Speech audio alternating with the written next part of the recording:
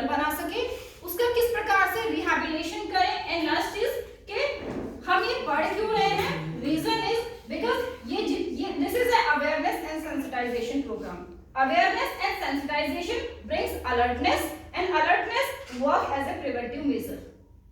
अगर हम सजग रहेंगे, हम सीखेंगे, तो कहीं ना कहीं उन चीजों की हम रोकथाम कर पाएंगे। That is all the purpose of this session.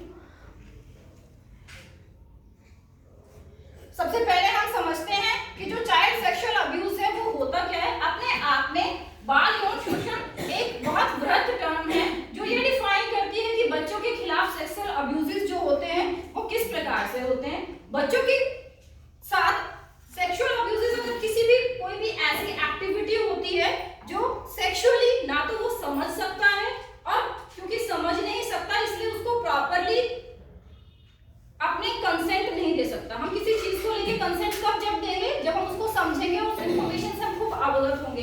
क्योंकि बच्चा फिजिकली इतना डेवलप नहीं होता, मेंटली इतना डेवलप नहीं होता, ना तो उसके फिजिकल जो ऑर्गन्स हैं वो इतने डेवलप होते हैं, ना ही उसकी मेंटल ग्रोथ उतनी होती है कि वो उसके साथ जो हो रहा है, जो भी सेक्सुअल एक्टिविटी कोई भी अडल्ट कर रहा है वो उसको समझ सके। ना तो उसको समझ पा रहा है, ना उसको इंफॉर्मेशन को किसी और को कन्वे कर पाएगा, और सोशल और लॉ के भी अगेंस्ट है। ऐसी कोई भी अगर यौन व्यवहार बच्चे के साथ होता है तो उसे हम क्या कहेंगे, चाइल्ड सेक्सुअल अब्यूज।